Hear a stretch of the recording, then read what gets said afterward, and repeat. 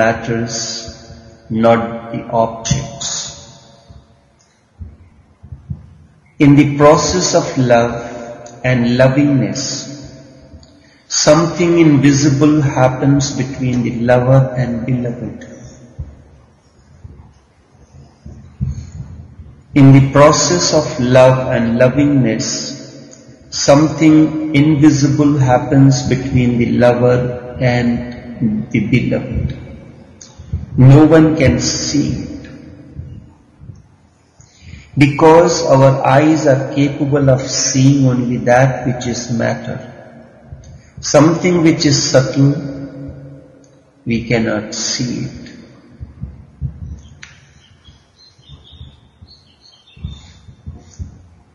Indeed, that which happens between the lover and the beloved is indeed what matters. Neither the lover, which is the subject, nor the beloved, that is the object, matters in any way.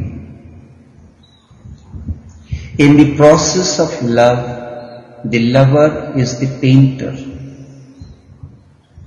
In the process of love, the lover is the painter and the beloved is the canvas.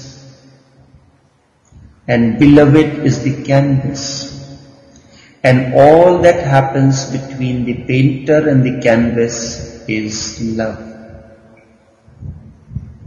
And all that happens between the painter and the canvas is love. On the canvas, emotions, feelings from deep within the recesses of your being flow to complete the eternal painting. On the canvas, emotions, feelings from deep within the recesses of your being flow to complete the eternal painting. That which is the object of love is immaterial. The loved one is just an excuse. The real objective is that because of the beloved, the river of love that has up to now been blocked within the lover may start flowing. The real objective is that because of a beloved, the river of love that has been up to now blocked within the lover may start flowing. The fountain that has so far been covered begins to spring again. All that have obstructed the flow may be removed. In the process, the beloved acts as an instrument that clears away these rocks and the water of love springs forth. The fountain of love is within, and once flow starts, you will clearly understand that it is not dependent on the beloved. It is your own nature.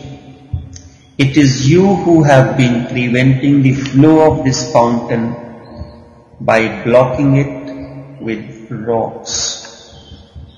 The presence of the beloved was a help.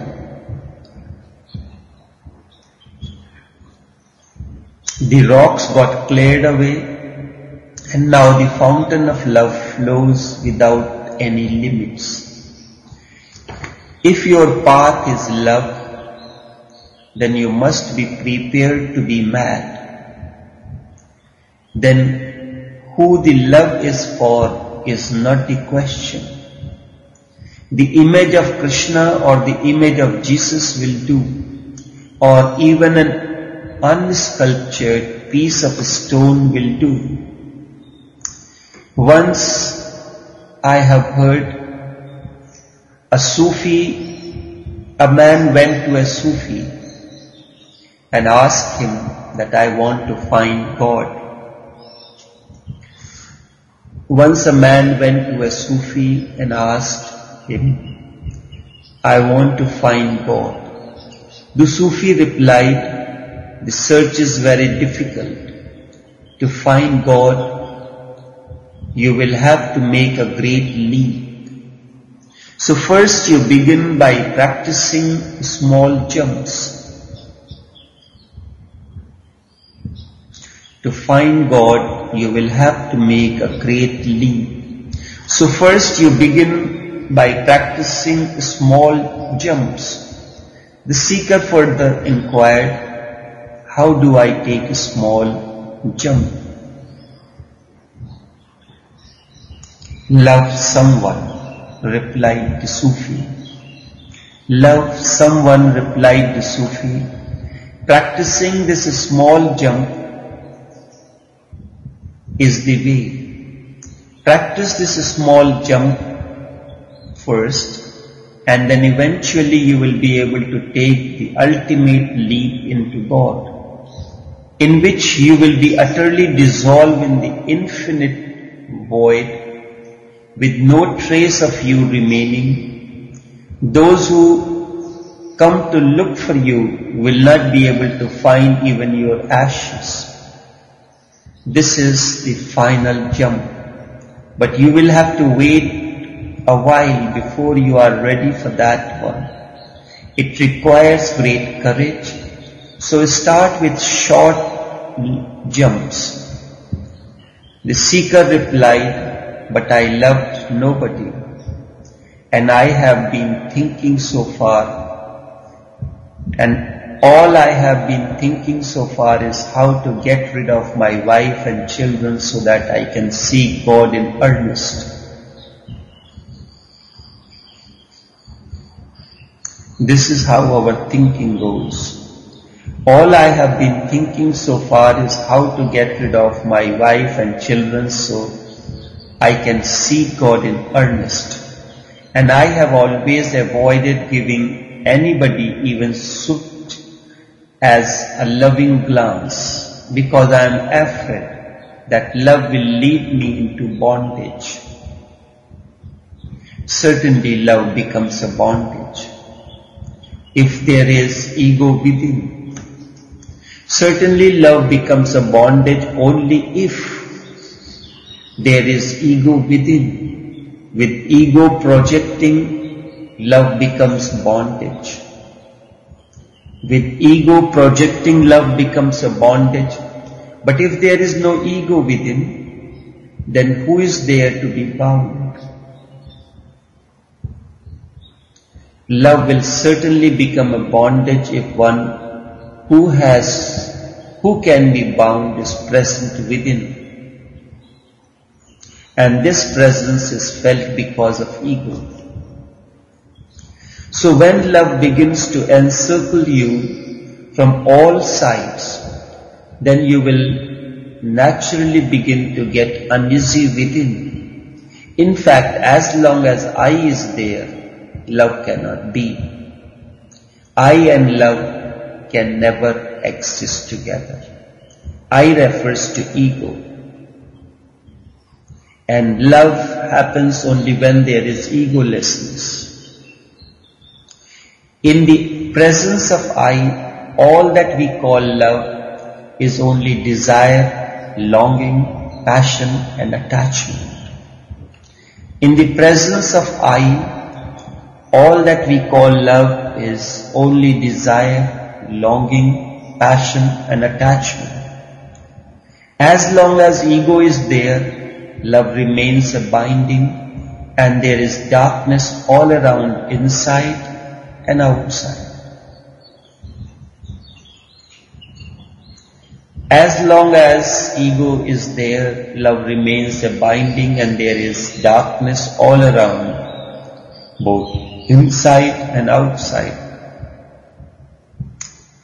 We have called passion as Pashvik.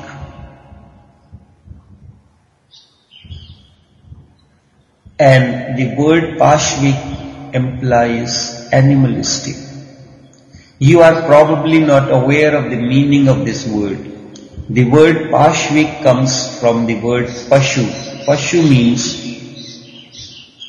it is literally refers to animals, and it means that which can be tied. Pashu means that which can be tied. And the verb that it comes from, or the root, is Pash. Pash means binding, rope, and Pashvik means that which can be tied. So passion is that which can be tied. And very easily people mistake passion to be love, or love to be passion, as synonyms.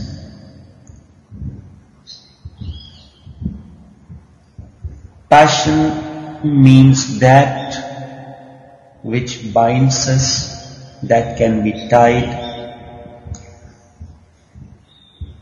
Pashu does not mean only animal, it means anyone who is tied. And the only one who can be tied is the one who is internally tied. And it is the ego that ties you within.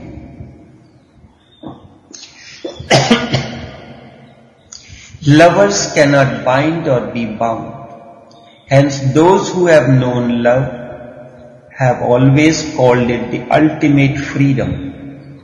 They say that love is liberation. In love you dissolve. So who is there to be bound? When love happens, you dissolve. When passion happens, you are bound, you are tied. Even if bonds are there, they will be merely hangs in the void. Who is there to be bound? Because there is no ego.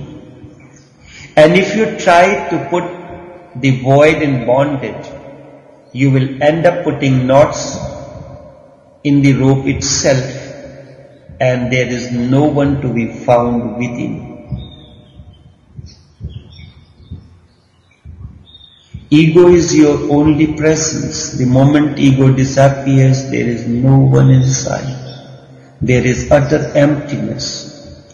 So this seeker said to the Sufi, I have lived always in great fear of love, always avoiding it because love is bondage.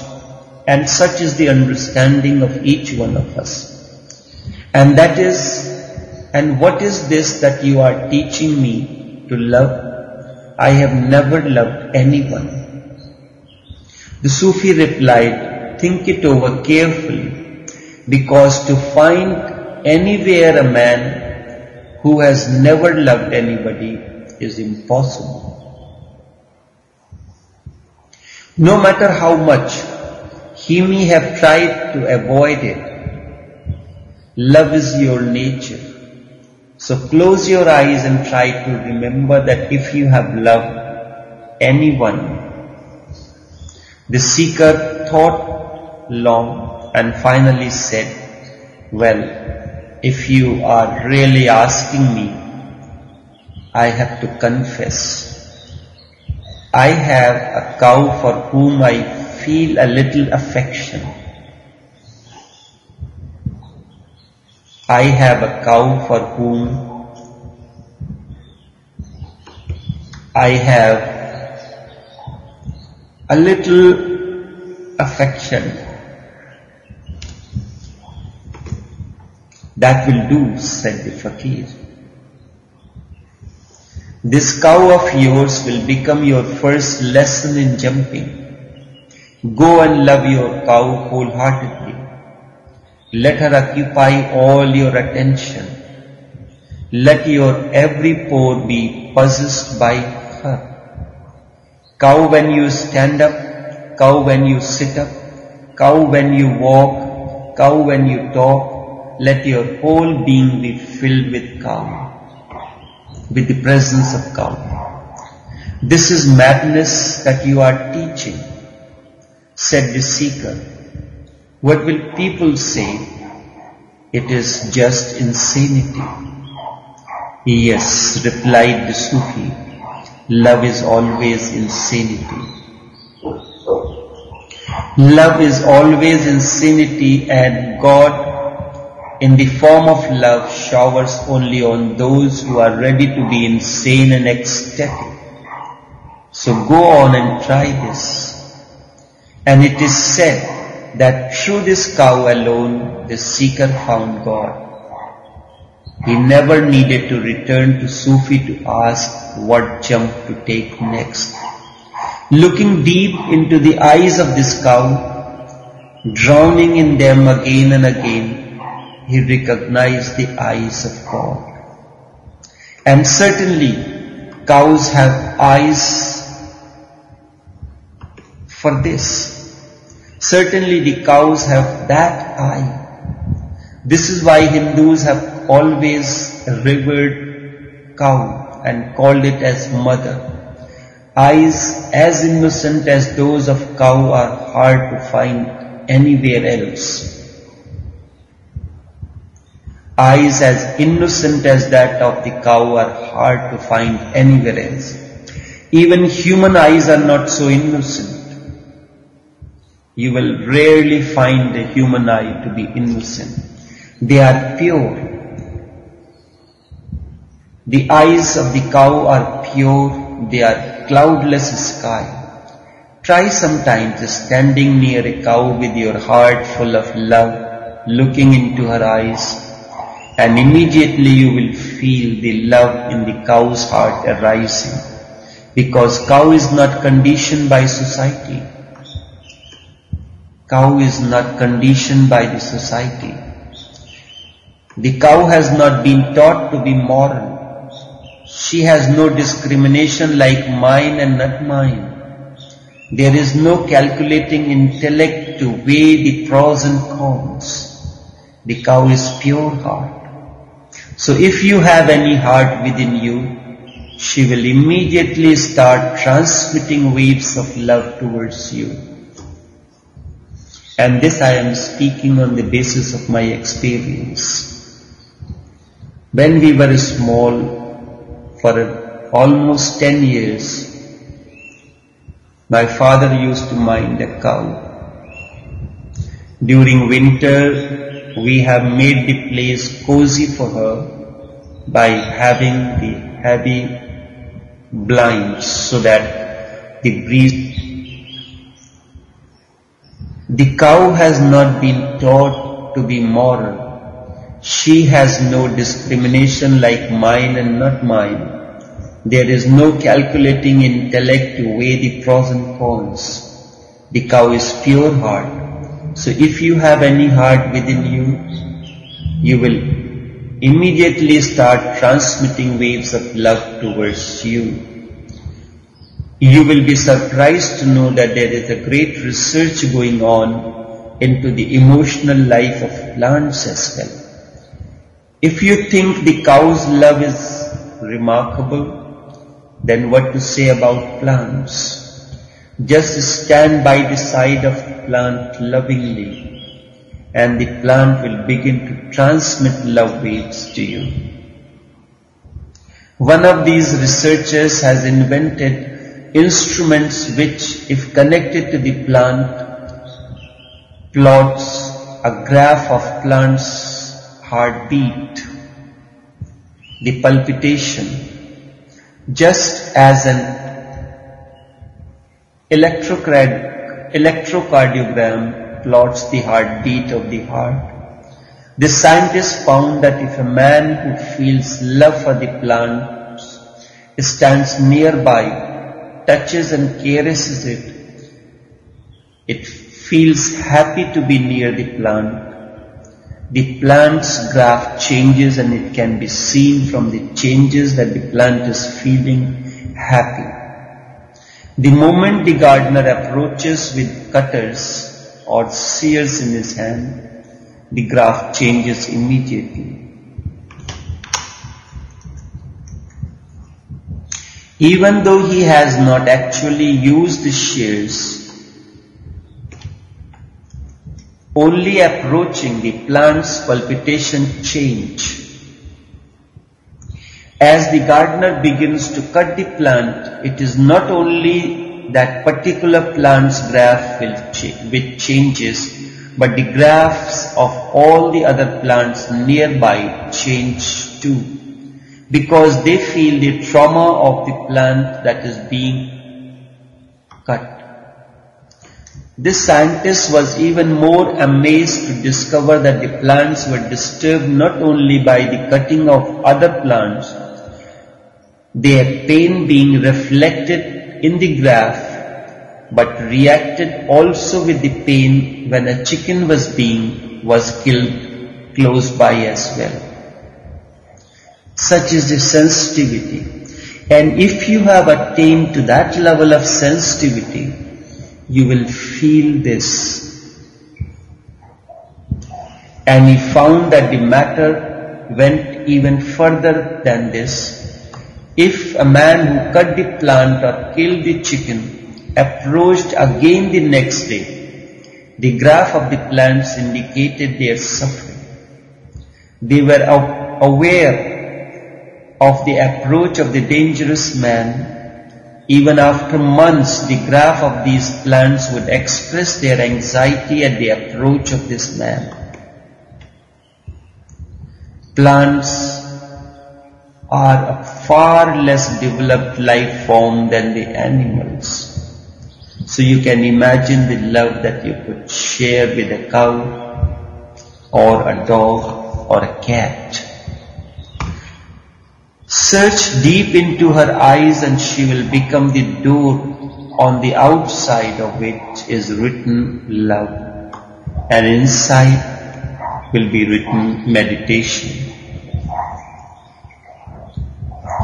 If love is your path, if love is your thirst, your lifestyle, then love anyone. It does not matter. The objects does not matter. What matters, how the emotions and feelings are arising out of you, and they are being painted on the empty canvas. You become the painter as the emotions and feelings arise. They fill the colors on the canvas. If love is your path, if love is your thirst, your lifestyle, then love anyone, matters not. But go deeply and fully into it. Only then is the transformation possible. If you seek to save yourself in any way from drowning deep into it, you will never be liberated or attain to nirvana. You will remain bound. Bondage will be there. If love holds no attraction for you, then there is no need for you to feel discouraged. Then meditation is your path.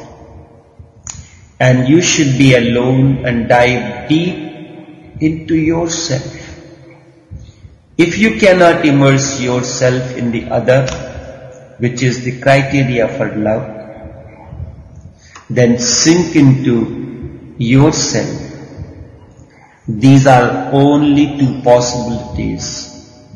Either you dissolve in yourself, this is meditation, or you dissolve totally into the other, this is love. The ultimate will happen. The ultimate will happen. I will take now